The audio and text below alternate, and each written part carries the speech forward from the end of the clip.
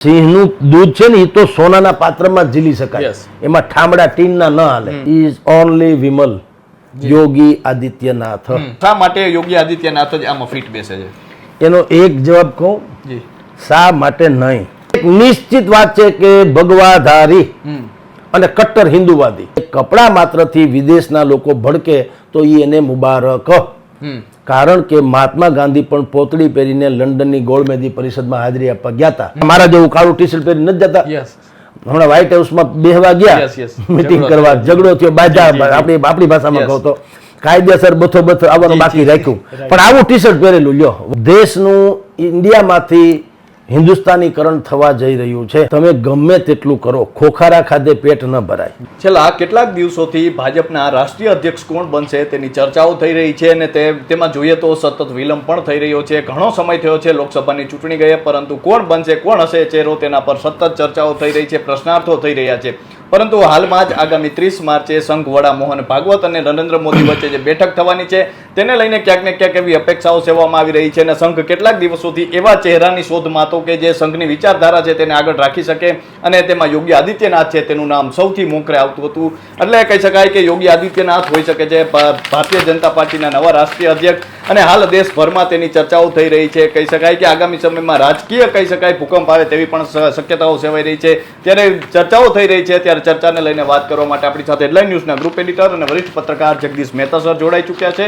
તો આવો તેમની સાથે જ સીધી વાત કરીએ, વાત ગુજરાતી પર. સર, સૌપ્રથમ વાત ગુજરાતીમાં આપનું ખૂબ ખૂબ સ્વાગત કરું છું. જી જી નમસ્કાર. સર, કેટલાક દિવસોથી ચર્ચાઓ થઈ રહી છે અને હાલમાં જે આરએસએસ અગાઉ પણ આપણે જોઈએ તો મુખ્યમંત્રી યોગી આદિત્યનાથ મુખ્યમંત્રી બનાવવા સમયે વીટો વાપર્યો હતો, અને હાલમાં એવું પણ કહેવામાં આવી રહ્યું છે કે નવા પ્રદેશ અધ્યક્ષ બનાવવા માટે પણ આરએસએસ વીટો વાપરી શકે છે અને યોગી આદિત્યનાથ હોઈ શકે છે ભારતીય જનતા પાર્ટીના નવા પ્રદેશ અધ્યક્ષ. તો સર, શું ફેરફાર થઈ શકે છે? શું યોગી આદિત્યનાથ આવવાથી દેશની રાજનીતિમાં શું થઈ શકે છે તેને લઈને ચર્ચા કરવી છે. તો સર, શું કહેશો? સૌપ્રથમ તો જો ને તો છે, પણ જો યોગી આદિત્યનાથ ભારતીય જનતા પાર્ટીના રાષ્ટ્રીય અધ્યક્ષ બને તો ઇન્ડિયાનું હિન્દુસ્તાન થવા તરફનું મહત્વનું કદમ હશે. ઇન્ડિયાનું હિન્દુસ્તાન થવાનું, ઇન્ડિયાનું ભારત થવાનું. રાષ્ટ્ર જે હિન્દુ રાષ્ટ્રની પરિકલ્પના આરએસએસ ની છે, આમ જુઓ તો તમામ હિન્દુઓની છે. એ પરિકલ્પના સાકાર કરવા તરફ એ પ્રથમ પગલું હશે. પણ મેં કીધું તેમાં જો ને તો છે. અત્યારે આરએસએસ ની શતાબ્દી વર્ષ ચાલી રહ્યું છે. એની ઉજવણીના ભાગરૂપે જ 30મી તારીખે નરેન્દ્ર મોદી વડાપ્રધાન બન્યા પછી પહેલી વખત નાગપુરમાં જઈ રહ્યા છે, માતૃ સંસ્થામાં. એ પણ બહુ મોટી ઇવેન્ટ બનવાની, નિર્ણાયક. જે રીતે મહાકુંભ વખતે ધર્મ સંસદની બેઠક જે મહત્વપૂર્ણ હતી, એવી જ નાગપુરમાં નરેન્દ્ર મોદીની મુલાકાત બનવાની. અને આરએસએસ અત્યારે ફૂલ ફોર્મમાં છે અને એ ઓળઘોળ છે હિન્દુત્વ પર. હિન્દુત્વની આરએસએસની પરિભાષા જુદી છે, યોગી આદિત્યનાથ ઇત્યાદિની પરિભાષા જુદી છે. આરએસએસ હજી બુદ્ધિપૂર્વક કહે છે સબકા સાથ સબકા વિકાસ, એના જેવું. એનું કહેવાનું એમ છે કે જે હિન્દુસ્તાનમાં રહે તે હિન્દુ. યોગી અને મોદી ને આ બધા લોકો જે છે કટ્ટર હિન્દુવાદી, એનું એમ કહેવાનું છે કે હિન્દુસ્તાનને પ્રેમ કરે તે હિન્દુ, રહે તે નહીં. લંકામાં તો બધા રહેતા હતા, વિભીષણ હતા અને રાક્ષસો હતા. તો રાક્ષસને કઈ નાગરિકત્વ આપવાની જરૂર નથી. અમેરિકા વાળા કાઢે છે ને, અમેરિકા વાળા બાકીના લોકોને કાઢે, નેશન ફર્સ્ટ. તો આરએસએસ ની પરિભાષાથી થોડીક લચીલી છે. એને ખબર છે શું કામ લચીલી છે, એના આધારે જ ભારતીય જનતા પાર્ટીને ભવિષ્યમાં જીતાડવાનું છે. પણ યોગી અને મોદી અને બાકી જે કંઈ આપણે પ્રવીણ તોગડિયા સુધીની વાત કરીએ, આ પ્રકારના જે કટ્ટર હિન્દુવાદી છે, એની બે ચોખ્ખી વાત છે કે હિન્દુસ્તાનને એટલે કે મા ભારતીને વંદન કરે તે હિન્દુ, હિન્દુસ્તાનમાં રહે તે નહીં. અહીંયા દાઉદે રહેતો હોય તો કઈ નાગરિક ન કહેવાય, ભલે ભારતમાં રહીએ, એ નાગરિક છે પણ એને ઠામ માન નાખવાની જરૂર છે. દેશનો ગદ્દાર કોઈ પણ, પછી એમાં કોમ્યુનિટી નથી આવતી. ગદ્દારી દેશની વફાદાર હોય એ બધા હિન્દુસ્તાની, હિન્દુ ને રાષ્ટ્રવાદી અને રાષ્ટ્રના વિરોધી એ પછી બ્રાહ્મણ હોય કે વણિક હોય, મુસ્લિમ માઇનોરિટી પછી વાત છે. દેશનો ગદ્દાર હોય એ ન ચાલે. That's all. RSS ના શતાબ્દી વર્ષમાં એક બહુ મોટું મહામંથન થવા જઈ રહ્યું છે અને એમાં અત્યારે જે પરિસ્થિતિ નિર્માણ થઈ રહી, આપણે તો લગભગ આની તમારી ચેનલમાં અનેક વખત મેં વાત કરી છે કે I have a blue print. આપણે જોઈ શકીએ છીએ કે ભવિષ્યમાં શું થવા જઈ રહ્યું છે. મેં તો ત્યાં સુધી દાવો કર્યો, કેટલાક લોકોએ સરાહ્યો અને કેટલાક લોકોએ વખાણ્યો, એની મરજી, કે હું નથી માનતો કે મોદી સરકાર 5 વર્ષનો કાર્યકાળ પૂરો કરવા ઈચ્છે. કરી તો શકે એમ છે, ઈચ્છે નહીં. જુઓ, એ પણ મિડ ટર્મ પોલ, મધ્ય સત્ર ચૂંટણી એ સંભવ છે. શું કામ સંભવ છે? જે રીતે શંકરાચાર્ય ઇત્યાદિ તમામ હિન્દુ ધર્મના વાહકો અત્યારે હિન્દુ રાષ્ટ્રની પરિકલ્પના તરફ આગળ ધસમસી રહ્યા છે, વકફ બોર્ડની સામે સનાતન બોર્ડની વાત કરી રહ્યા છે, અને જે રીતે ઓવેસી આણી મંડળી એટલે કટ્ટરવાદીઓ, ટૂંકમાં દેશપ્રેમીઓ નહીં, કટ્ટરવાદીઓ જે રીતે એનો વિરોધ કરવા જઈ રહ્યા છે, એ એમ સૂચવે છે કે સમથિંગ ઇઝ રોંગ. આ સંઘ કાશીએ પહોંચે એમ નથી. એટલે ભાજપની પાસે ભલે સત્તા હોય પણ રાષ્ટ્રીય સ્વયંસેવક સંઘ એક સુવાક્ય છે એનું જુદા અર્થમાં અમલીકરણ કરવા માંગે છે. સુવાક્ય એવું છે, સંઘે શક્તિ કલો યુગે. એનું ગુજરાતી તો એવું થાય કે કળયુગમાં સંગઠન એ જ મહત્વનું છે. પણ હું અહીંયા સીધો અર્થ કરવા માંગુ છું. સંઘે શક્તિ કળયુગ, સંઘની શક્તિ જ કળયુગમાં કામ લાગશે. સંઘ એટલે રાષ્ટ્રીય સ્વયંસેવક સંઘ, સંપ બચીની વાત છે. તો એ લોકોએ હવે કમાન હાથમાં લઈ લીધી છે. ભારતીય જનતા પાર્ટી પાસે અમુક જે નિર્ણાયક વાતો હતી, જે મોદી, યોગી અથવા તો અમિત શાહ વગેરે કરતા હતા, એક છીનવી લીધી કે એવું નહીં, પણ એને RSS અહેસાસ કરાવી દીધો કે ભાઈ અમારા વગર તમારો સંઘ કાશીએ પહોંચે એમ નથી. એ હકીકત છે. તમને 2-3 એક્ઝામ્પલ આપું જેથી કરીને ઓડિયન્સને પણ ખબર પડે કે શું થવા જઈ રહ્યું છે. 2014માં જ્યારે નરેન્દ્ર મોદી પહેલી વખત ચૂંટણી જીત્યા વગેરે, ત્યારે ઉત્તર પ્રદેશની લોકસભાની 80 બેઠકમાંથી 71 બેઠક ભારતીય જનતા પાર્ટી જીતી. જ્યારે કે મોટા ભાગનો વિસ્તાર, અમુક તો સંપૂર્ણતઃ મુસ્લિમ બહુલ્ય હતો. ત્યારે અમિત શાહ જે છે એ ચાણક્ય તરીકે ઉપસી આવ્યા હતા ભારતીય જનતા પાર્ટીના, અને આપણે ગુજરાતમાં પણ એનું દબદબાભેર સ્વાગત કર્યું, ચાણક્ય હો કરીને. પછી શું થાય છે? 2019માં થોડો ગ્રાફ નીચે પડે છે, 62 આવે છે. 71 માંથી 62 આટલી ઘટી. અને 2024માં તો બહુ મોટો ધ્રાસકો પડ્યો. ચૂંટણી થઈ એમાં 80 માંથી 33 ઓનલી 33 બેઠક જ મળી, બાકી મોટા ભાગની હારી ગયા. ઉત્તર પ્રદેશમાં એવડો મોટો ખાલીપો સર્જાણો કે હાહાકાર મચી ગયો. હવે એવું શું થયું શું નહીં એનું મહામંથન માટે RSS એ કવાયત આદરી દીધી. તો રેકોર્ડ ઉપર ભલે કોઈ કે ન કે, પણ ભારતીય જનતા પાર્ટીની રાજનીતિના તજજ્ઞો જે છે, જાણકાર લોકો, એનું કહેવાનું એમ છે કે આ જે ગ્રાફ નીચે ઉતર્યો એમાં ભારતીય જનતા પાર્ટીનું હાઈકમાન્ડ જે છે એની દખલગીરી વધુ કામ કરી ગઈ. મારા તારા દૌલા નવલા, આને ટિકિટ આપો ને ના પાડી હોય તો આને આપો, આને આપો ના પાડો તો આને આપે, ટિકિટની હેરાફેરી થઈ. એમાં જરાક ખળભળી ગયું. એનો પણ એક દાખલો આપો આપને.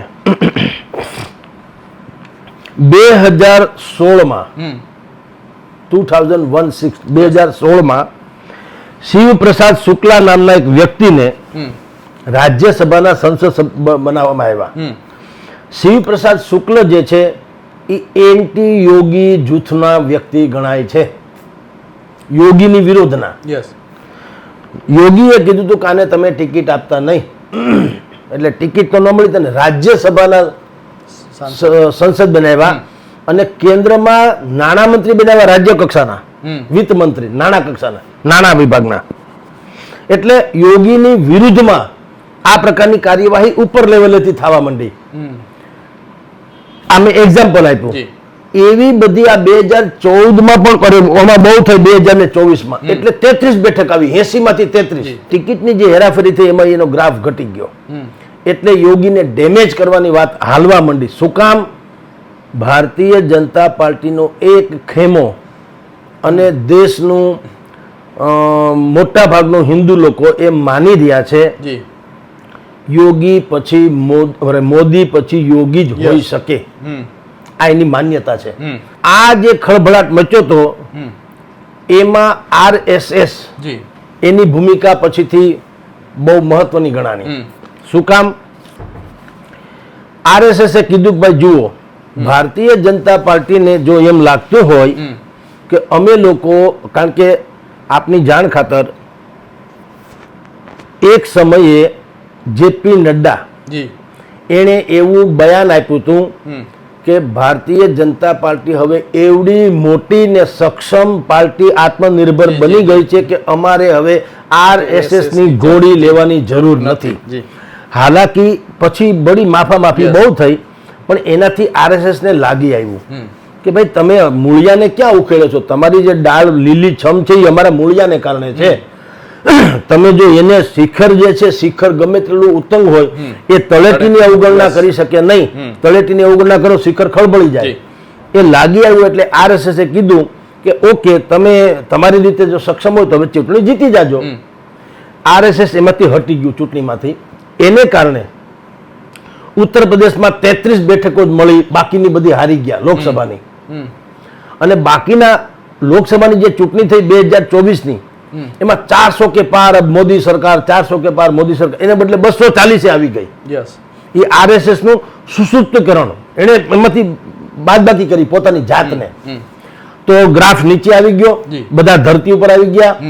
હવે કાંખ ઘોડી ચંદ્રાબાબુ નીતિશ કુમાર, એની કાંખ ઘોડીથી ભાજપ ચાલે છે, લંગડાતા લંગડાતા. જે મોદીના જેનેટિક સાયન્સની દ્રષ્ટિએ કહ્યું તો DNA માં નથી. એ તો સુપર પાવર તરીકે જીવવાને સત્તા કરવા ટેવાયેલા છે. અત્યારે આ બંનેને ગલગલિયા કરવા, બંનેની દાઢીમાં હાથ નાખવો પડે છાસ વારે. એટલે તો કરોડો હજારો કરોડ રૂપિયાના એને પેકેજ આપવા પડ્યા, હૈદરાબાદને પણ બિહારને પણ. હવે પછી RSS ની મિટિંગ થઈ, એમાં લાફાલાફી હતી, એમાંથી માફામાફી થઈ. જેપી નડ્ડા આણી લોકો એ બધાએ કીધું ભાઈ સાહેબ, અમે બેઉ કરજોડી વિનવે સ્વામી મૂકો અમારા કંથને, અમે અપરાધી કાંઈ ન સમજ્યા, ન ઓળખા ભગવાનને, અમને ખબર ન પડી કે આવડા મોટા RSS નું આવું બધું છે, માફ કરો. અમારું કહેવાનું એમ હતું કે ભાઈ ભાજપ હવે RSS ની કાંખ ગોળી, પેલા કાંખમાં બેહીને ભાજપના, RSS ની કાંખમાં બેહીને ભાજપ નાના છોકરાની જેમ પલપું. હવે એ છોકરો પરિપક્વ થઈ ગયો છે એમ અમે કહેવા માંગીએ છીએ. અમે RSS અમારા માવતર નથી એમ નહીં, એ તો છે જ માવતર, પણ હવે પોતાના પગ ઉપર જયારે છોકરો હાલવા માંડે ત્યારે માવતરની આંગળી પકડવાની જરૂર નહીં, ઈ સેન્સમાં એમ કે અમે કહેવા માંગતા હતા. આવી બધી પછી ફિલોસોફી ટાંકી. RSS ને પણ ખબર છે, RSS ની વિચારધારાને અગર કોઈ ફોલો કરનારું મેઇન પરિબળ હતી ભાજપ છે. એવું નથી કે RSS ભાજપનું માતૃસત્તા તો છે, પણ ઈ ક્યારે એવું ન કે ભાજપ મારે વિચારથી વિરુદ્ધ, હાલો હું કોંગ્રેસને ટેકો આપું, સોરી, ઈ ક્યારે બનવાનું નથી. એટલે બેયને પરસ્પર ગરજ તો ખરી, કારણ કે ગોલ કોમન છે. ગોલ શું છે? હિન્દુ રાષ્ટ્ર. એ કોમન ગોલ છે. હવે એ કોંગ્રેસમાં શક્ય નથી, આમ આદમીમાં શક્ય નથી, બીજા વિપક્ષમાં શક્ય નથી, તો ભાજપ જ એ નથી ટેવાયેલું છે. એટલે થોડુંક RSS એ પણ જતું કર્યું અને થોડુંક ભાજપે પણ ક્ષમાયાચના કરી. સરવાળે શું થયું? હવે ભાજપ જ્યારે માફામાફી કરી લીધી ત્યારે એ ભારતીય જનતા પાર્ટીને RSS એ બતાવી દીધું, જુઓ હવે અમે શું કરી શકીએ તમે જુઓ. અને પછી દેશમાં જેટલી પેટા ચૂંટણી થઈ અને મહારાષ્ટ્રની ચૂંટણી થઈ, એમાં વળી પાછો દિગ વિજય થયો ભારતીય જનતા પાર્ટીનો. એ વિજય થયો એમાં બધાએ સ્વીકારવું પડ્યું કે RSS ની ભૂમિકા ભયંકર સારી છે, એમાં કોઈ સંદેહ નથી. એ થઈ ગયું એટલે RSS ની સ્વીકૃતિ થઈ ગઈ. હવે RSS ને કુકડે હવાર થાય એમ છે. મોદી સાહેબ 100% એક કોમન એક ચહેરો ચોક્કસ છે ભારતીય જનતાની રાજનીતિ, ભાજપની રાજનીતિનો.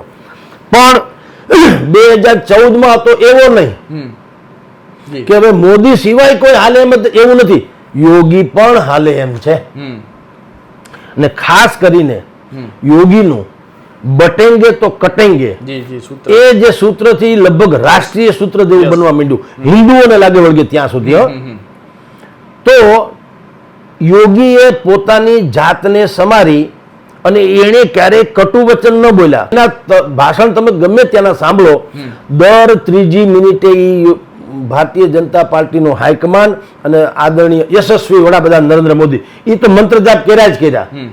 એ એની દૂરંદેશી બતાવે છે કે ભાઈ ઘરનો ઝઘડો ઘરમાં રહેવો જોઈએ, બહાર ગધેડો કરવાની જરૂર નથી. પણ RSS ના જે સહકાર્યવાહ છે દત્તાત્રેય હોસબોલે, એણે કીધું કે યોગીનું જે આ મોડેલ જે છે બટેંગે તો કટેંગે, RSS એના સમર્થનમાં છે, આવું ઓપનલી કીધું. અને એણે કીધું કે આપણે હિન્દુ રાષ્ટ્રની પરિકલ્પના સાકાર કરવી હોય તો કટ્ટર હિન્દુ અને પાછો ન્યુટ્રલ હિન્દુ, 916 માર્કાનું હોનું હોય એવો, એમાં ઈધર ઉધર વાળી વાત નહીં કે ભાઈ હવે સબકા સાથ ને સબકા વિકાસ ને એમ જાળી વાળી ટોપી પહેરલો હું ઇફતાર પાર્ટી કરલો. સોરી, એક નિશ્ચિત વાત છે કે ભગવાધારી અને કટ્ટર હિન્દુવાદી લોકોને એમાં સંદેહ ન થાય.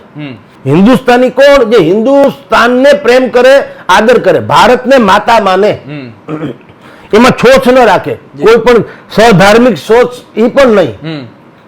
તમે એમ કે અમારા મજહબમાં આવું, અમે કોઈને મૂર્તિ પૂજામાં માનતા નથી, તો એ કે કાંઈ વાંધો નહીં, ન માનતા હતો. પણ ભારત એ માતા ઇન ધ સેન્સ, આ સેન્સમાં માતા નથી. ભારત તો એક ભૌગોલિક ઓલું છે ને, ભૌગોલિક ક્ષેત્ર છે ને. તો તમે તમારી માતાને માતા માનો છો કે નહીં? તમે તમારી માતાને પૂજો છો કે નહીં? એને તો કઈ જીત કરતા નથી, એ મૂર્તિ જ છે ને, જીવંત, લાઈવ. તમે માતાને માતા ન માનો, માતાને વંદન નહીં કરો. એટલે RSS એમ કીધું કે તમે ઈ સેન્સમાં માનો, ઈ ભૌગોલિક માતા છે, તો માતૃભૂમિ છે, તો માતૃભૂમિમાં તમે પેદા થયા એટલે તમારી માતા છે, તમારે એને વંદન કરવા પડે. વંદે માતરમ. અગર હિન્દુસ્તાન में रहना होगा तो वंदे मातरम कहना होगा. ઈ વાત યોગીએ કરી, એટલે અંદર ખાને કરી રહ્યા છે, જગ જાહેર બધી વાતો છે. RSS ને ઈ વાત બિલકુલ ગળે ઉતરી કે કોઈ એવી વ્યક્તિ આવી વાત કરશે તો દેશભરને ગળે ઉતરશે. કોઈ એક બિલકુલ 916 વારનો હિન્દુ હોય તો એમાં એને મતની પણ પડી ન હોવી જોઈએ કે હું કદાચ આમ બોલીશ તો અમુક કટ્ટરવાદીઓ મારી વિરુદ્ધમાં જશે અને મને મત નહીં મળે, ગોળ્યા ન મળે. તો એટલી હદે જે માણસ હોય તો એમાં તો અત્યારે નંબર 1 છે આદિત્યનાથ યોગી. એટલે RSS એ મથુરામાં સાથે બેઠક કરી. સામાન્ય રીતે RSS ની બેઠક હોય ત્યારે બધા જ ચીફ મિનિસ્ટરને બોલાવવામાં આવતા હોય છે, પણ પ્રોટોકોલ પ્રમાણે, અને ઘડી બેગડી ફોટો સેશન જેવી મુલાકાત કરે પછી RSS પોતાની રીતે મનોમંથન કરતું હોય છે. આ કેસમાં જુદું થયું. મથુરામાં જે ઓક્ટોબરમાં મિટિંગ મળી હતી ગયામાં, 45 મિનિટ સુધી યોગી આદિત્યનાથ સાથે એણે મિટિંગ કરી. કારણ કે એને RSS ને હવે યોગીમાં ઉપયોગી દેખાઈ રહ્યો છે, કેવળ યોગી નથી, આ જ ઉપયોગી છે. નેક્સ્ટ ટુ PM કોણ? નરેન્દ્ર મોદી ભગવાન એને હોવરના કરે, પણ માની લો કે કોઈ પણ પ્રકારે રાજકીય પરિપ્રેક્ષમાં ફેરફાર કરવાની અવકાશ સર્જાય તો કોઈ એક પાત્ર તો હોવું જોઈએ. સિંહનું દૂધ છે ને એ તો સોનાના પાત્રમાં જ ઝીલી શકાય, એમાં ઠામડા ટીનના ન હાલે. તો આ લોકોએ જે હિન્દુસ્તાન બનાવવું છે એમાં તો કોઈક આવો સૈહિક પ્રકૃતિનો માણસ જોઈએ, જે અત્યારે આપણે બધા જ જાણીએ છીએ તેમ યોગી આદિત્યનાથ છે. કેવળ ભગવાધારી છે એવું નહીં, એની જો મેનેજમેન્ટ પાવર છે ને સ્કિલ છે, એ આખું જગત એને સરાહ્યું. કેવળ હિન્દુસ્તાને નહીં, 60 કરોડ લોકો 45 દિવસ સુધી મહાકુંભના મહેમાન બન્યા. એકાદ બે નાના અપવાદો જે સ્વાભાવિક છે કે આવડું મોટું આયોજન હોય તો બને. જેમ કે આપણે અહીંયા તમે જો યાત્રાએ જાય છે ચારધામની તો હાર્ટ એટેક આવે છે, અમરનાથની યાત્રાએ હાર્ટ એટેક આવે છે અને ગુજરી જાય છે, એવું બધું એમાં અહીંયા થોડી ધક્કામુક્કી થઈને એવું બન્યું, નો ડાઉટ. પણ જે પરિપ્રેક્ષમાં, જે વ્યાપક સ્વરૂપમાં 45 દિવસ સુધી 40 કરોડ મહેમાન, તમે કલ્પના તો કરો, એના દેશની એટલે કે ગુજરાત ઉત્તર પ્રદેશની જનસંખ્યા કરતા વધુ મહેમાન, તો હદ થઈ ગઈ. એ લોકો 45 દિવસ રહ્યા, એક બે દાડા નહીં. તેમ છતાં એને જે સુવિધા અને વ્યવસ્થા કરી, વિશ્વ આખું મોંમાં આંગળા નાખી ગયું કે ચપ્પલ ન ખોવાના કોઈને, એમ કે તો હાલે. તો આ કઈ રીતે મેનેજમેન્ટ બન્યું? અને આપની જાણ ખાતર એક ઇન્ડિકેશન આપી દઉં. શું કામ RSS હવે યોગીને પ્રમોટ કરવા જઈ રહ્યા છે રાષ્ટ્રીય અધ્યક્ષ તરીકે? એનું પ્રમાણ આપું. યોગી આદિત્યનાથને આ મહાકુંભ થયો 144 વર્ષ પછી, મહાયોગમાં મહાકુંભ થયો. તમે વાંચ્યું હશે છાપામાં, મેં લખ્યું, વાંચ્યું, બધું છે. જે સ્ટેટમાં ભારતીય જનતા પાર્ટીની સરકાર છે એ બધી સરકારના મુખિયાઓ એટલે કે મુખ્યમંત્રીઓ એ બધા ત્યાં દર્શન કરવા એટલે કે નાહવા ગયા, બધા જ ચીફ મિનિસ્ટર્સ. અને તમારી ને મારી પરિભાષામાં ભલે મુખ્યમંત્રી મોટા ગણાય, પણ તમે જો સંગઠનની સ્વરૂપે જુઓ તો મુખ્યમંત્રી કરતા પણ સંગઠનનો પ્રમુખ હોય વડો ગણાય. તો બધાને ખબર આવનારી દિવસોની કદાચ સંકેત મળી ગયા હોય કે યોગી આદિત્યનાથ છે એ ભારતીય જનતા પાર્ટીના સુકાની બની શકે તેમ છે. એટલે તમામ લોકો નદીમાં ગંગા નદીમાં પોતાના નાવા ધોવા માટે પધાર્યા. હા પસ્તાવો વિપુલ ઝરણું સ્વર્ગમાંથી ઉતર્યું છે, પાપી એમાં ડૂબકી દઈ ને પુણ્યશાળી બને છે. જે કાંઈ ગીલા શીખવા થયો તો માફ કરજો યોગીજી, અમે ચરણ ચાપી મૂછ મરડી નાગણે નાગ જગાડ્યો, તમે તો ઊભા થયા ફેણ માંડીને તો નતમસ્તક બધા મંડ્યા વંદન કરવા.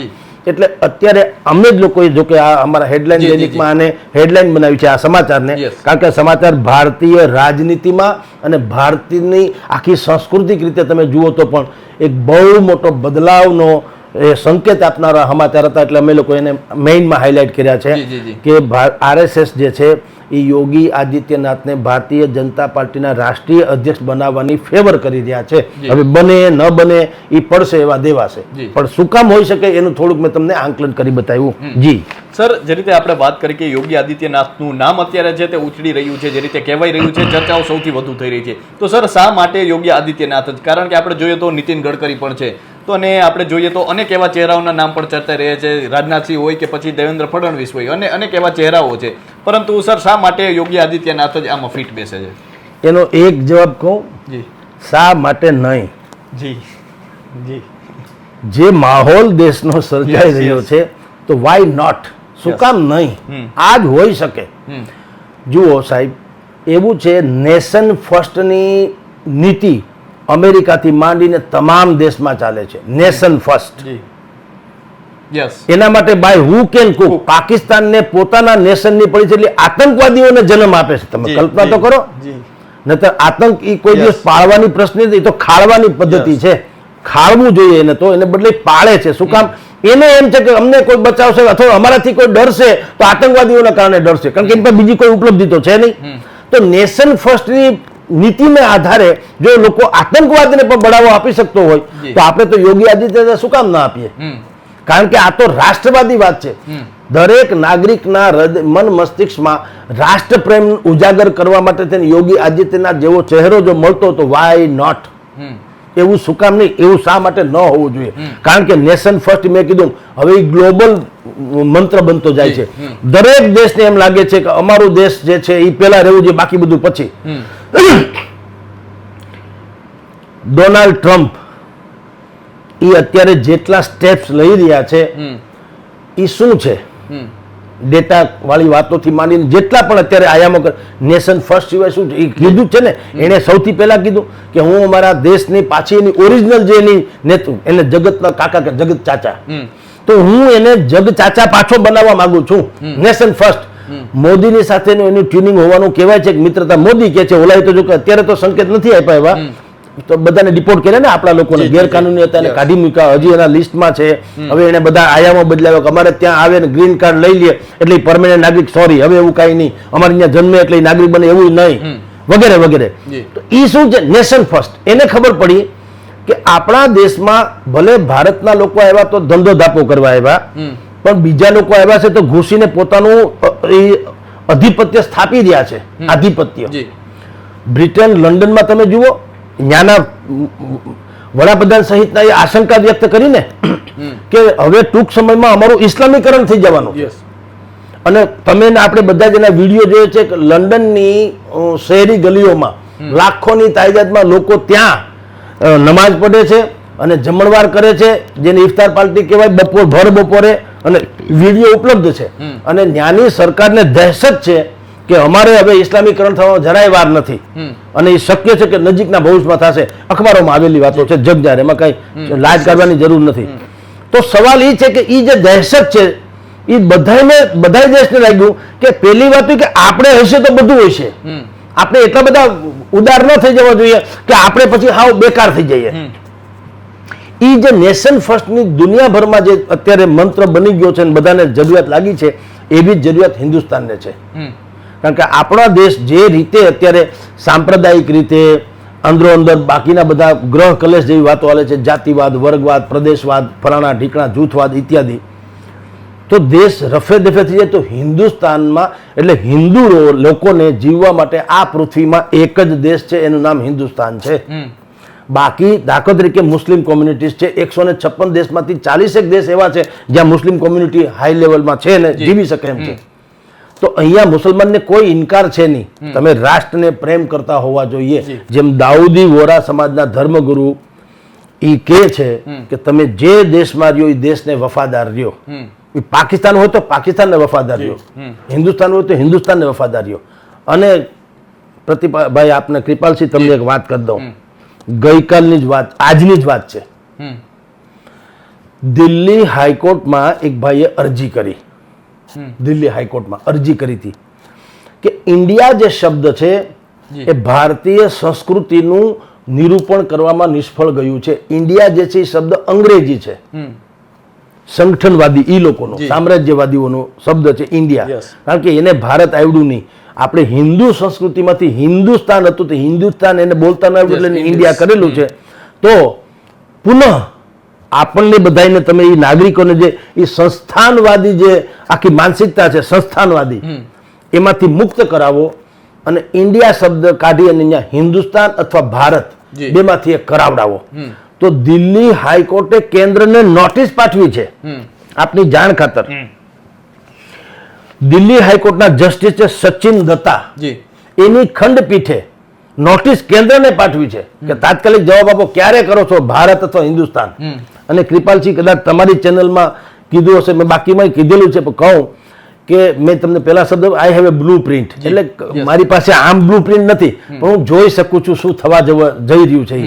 દેશનું ઇન્ડિયામાંથી હિન્દુસ્તાનીકરણ થવા જઈ રહ્યું છે અને આ થવું જ ઘટે, પાછું ખોટું નથી. પણ દરેક દેશને પોતાનું અસ્તિત્વ જાળવવા માટે થઈને એની ઓરિજિનલ જે સંસ્કૃતિ છે એનું જતન કરવું પડે. તમે હમણાં આપણે જ્યારે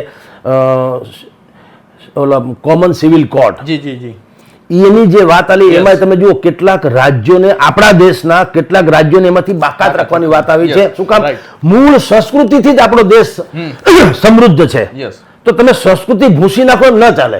એટલે કેટલાક લોકોને એની સંસ્કૃતિના જતનને કારણે કેટલાક સ્ટેટ્સ અને કેટલાક કોમ એને આપણે અલગ રાખી, તમે તમારી સંસ્કૃતિ મુબારક.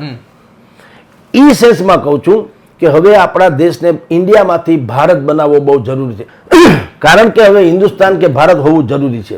અને આ બધા જ મેં તમને જેટલા વર્ણવાય પરિપ્રેક્ષમાં અત્યારે જનમાનસમાં તમે ગમે તેને પૂછો કે હુ ઇઝ ધ મેન, કોણ આને વાહક છે, કોણ આને ધરોહર છે, કોણ આને સંભાળી શકે એમ છે, નેક્સ્ટ ટુ પીએમ અથવા તો આવતીકાલનો સિતારો અથવા તો બિલકુલ આશાનું કિરણ, ઇઝ ઓનલી વિમલ યોગી આદિત્યનાથ. એટલે અત્યારે ભારતીય જનતા પાર્ટી એવું ઈચ્છી રહી છે કે આ જે શક્તિ છે, કારણ કે એકદમ યુવાન છે, મેનેજેબલ છે, બધું જ મેનેજમેન્ટ પાવર છે, સ્કિલ છે, બધું જ છે, એના એક કપડા માત્રથી વિદેશના લોકો ભડકે તો એ એને મુબારક. કારણ કે મહાત્મા ગાંધી પણ પોતળી પહેરીને લંડનની ગોળમેજી પરિષદમાં હાજરી આપવા ગયા હતા. એ લોકોએ કીધું એ નંગા ફકીર એને કીધું હતું. એ માનસિકતા જુદી હતી. હવે તો આવું થઈ શકે એમ છે નહીં. આપણે આફ્રિકન રાષ્ટ્રના જેટલા અહીંયા નેતાઓ આવે છે એ જોઈએ છે. તમે આપણે ત્યાં બી તમે જાઓ, ઝારખંડ સહિતના જેટલા વિસ્તાર હિંગડા બિંગડા પહેરેલા મુગટ નથી હોતા, હોય છે. હવે ગ્લોબલ આખી સોચ જે છે વિચારસરણી એ ગ્લોબલ થઈ ગઈ છે. કોઈના પહેરવેશ ઉપર કોઈ જતું નથી. એમ તો ભાઈ યુક્રેનના વડાપ્રધાન છે અત્યારે જે ઝઘડો હાલે રશિયા બાંધે છે, આ મારા જેવું કાળું ટી શર્ટ પહેરી નથી જતા. હમણાં વ્હાઇટ હાઉસમાં બેહવા ગયા મીટિંગ કરવા, ઝઘડો થયો, બાધા આપણી ભાષામાં કહો તો કાયદેસર બથો આવવાનું બાકી રાખ્યું. પણ આવું ટી શર્ટ પહેરેલું લ્યો વડાપ્રધાન, કોઈ સુટેડ બુટેડ નહીં. બધા વ્હાઇટ હાઉસ વાળા કીધું તમે અમારા પ્રોટોકોલનો ભંગ કર્યો કહેવાય. આવી રીતે તમે આવું ટી શર્ટ પહેરીને હોય ન હાલે, થોડુંક સુટેડ બુટેડ હોવું જોઈએ. એ બાજુ જે છે એ છે, હું તો આવું જ પહેરું છું, રાઈટ. તો હવે એ બધું ગૌણ થતું જાય છે, પહેરવેશ ને પ્રોટોકોલ ને ફલાણું. તમને તમારી સંસ્કૃતિ મુબારક એમ. દક્ષિણના રાજ્યોમાં ધોતિયા નથી પહેરતા, ધોતી પહેરે છે ને, તો પહેરે છે. એટલે હવે મેં કીધું ગ્લોબલ, એટલે આરએસએસ જે છે એણે નક્કી કર્યું કે આપણો જે ગોલ છે, અને તમારી જાણકારી આરએસએસના કેટલાય વડાઓ એમ કહેતા રહે છે કે આપણે આપણી નજરે, આપણી આંખે આપણે હિન્દુસ્તાન બનાવીને જોઈને જશું. તો એનો અર્થ એમ છે કે સમય તો બહુ ઓછો છે, કારણ કે બોલનારાની ઉંમર તો 70-80 ને આળે ગાળે તો છે. હવે આપણી નજરે એટલે 10 વર્ષમાં થવું ઘટે. ભગવાન હવને હો વર ના કરે પણ આપણે લિમિટ તો છે જ. યસ. તો ઈ કરવું હોય તો 10 જ વર્ષમાં થઈ શકે એમ છે આવનારો દાયકો. એટલે હું કહું કે આ જે અત્યારે યોગી આદિત્યનાથને રાષ્ટ્રીય અધ્યક્ષ બનાવવાની જે વાત છે, હિન્દુસ્તાનના ઇતિહાસની આથી મોટી કરવટ લેનારી કોઈ ઘટના નથી. અને જો એ સંભવ બનશે ધારો કે, તો તમે એવરી ડે આપણે એવા બધા સમાચારોથી અને એવી બધી વાતોથી અવગત થતા રહેશું કે તમે હું કલ્પના ના કરી શકીએ. બલકે પણ છે ઓવરઓલ સરવાળે તમને કહું તો એ બિલકુલ દેશના હિતમાં છે. નીતિન ગડકરી કે રાજનાથસિંહ કેમ નહીં સર? જુઓ ભાઈ, તમે ગમે તેટલું કરો, ખોખારા ખાધે પેટ ન ભરાય. એના માટે ખોરાક ખાવો પડે, ખોખારાથી ન હાલે. નીતિન ગડકરી જે છે ઠીક છે, કારણ કે આરએસએસ ના પ્રીતિપાત્ર છે એમાં નાની, પણ એનો ચહેરો એવો નથી કે દુનિયાભરમાં જ્યાં પણ નીતિન ગડકરીની સભા હોય તો લોકો ઉમટી પડે, એવું છે નહીં. મોદી છે, યોગી છે. યોગી એના માસ્ટર જે કેટલાક સ્ટાર પ્રચારકો ગણાય એમાંના એક છે. અને તમે જુઓ જ્યાં હોય ત્યાં ચૂંટણી થાય છે, અત્યારે જેટલી પણ ચૂંટણી પેટા રાજ્યોમાં થઈ છે ટૂંકમાં, તો યોગી આદિત્યનાથને લઈ જવામાં આવ્યા ને પ્રચારક તરીકે. નીતિન ગડકરીને નહીં, રાજનાથસિંહને નહીં, એ પ્રાણે લઈ જાય ને બધું સમજ્યા પ્રોટોકોલ. પણ આના રીતે નહીં, આનો ચહેરો જે છે એ લોકભોગ્ય છે. મને વાત જ પૂરી થઈ ગઈ. એટલે આમાં હોળે હરાવેલા જે આપણી ભાષામાં કહીએ ને, એમાં યોગીમાં કાંઈ ઘટે નહીં. ઓલા લોકો ખાલી આરએસએસ ના પ્રીતિપાત્ર છે, આપણે આરએસએસ ના હોય તો ઠીક છે, પણ લોકોના પ્રીતિપાત્ર હોવા જોઈએ ને. એવી રીતે બધી ઘટનાઓ છે. એટલે ન નીતિન ગડકરી, ન ભાઈ રાજનાથસિંહ, યા ઇધર યા ઉધર. દેવેન્દ્ર ફડણવીસ નું નામે વચ્ચે આવ્યું છે, પણ હવે એ બધા સોફિસ્ટિકેટેડ કહેવાય. એ બધા ઠીક છે. હવે એ ગઈકાલ સુધી જેની યારે બાત હતા અત્યારે એક થાળી વ્યાળું કરે છે. એટલે આ બધી વાતો છે. યોગીમાં તમને ક્યાંય એવું જોવા નહીં મળે. સર, અમારી સાથે જોડાવા બદલ અને આપનો કિંમતી સમય આપવા બદલ ખૂબ ખૂબ આભાર. તો આ હતા હેડલાઇન ન્યૂઝના ગ્રુપ એડિટર અને વરિષ્ઠ પત્રકાર જગદીશ મહેતા સર. અને સરે જે રીતે વાત કરી કે આગામી સમયમાં દેશમાં નવા કહી શકાય રાષ્ટ્રીય અધ્યક્ષ બનવા જઈ રહ્યા છે, તેમાં યોગી આદિત્યનાથ છે, તેનું નામ અત્યારે મોખરે ચાલી રહ્યું છે. અને સાથે આરએસએસ છે, તેમના નામમાં પણ યોગી આદિત્યનાથ સૌથી મોખરે છે. તો અત્યારે બસ આટલું જ. ફરી મળતા રહીશું વાત ગુજરાતી પર.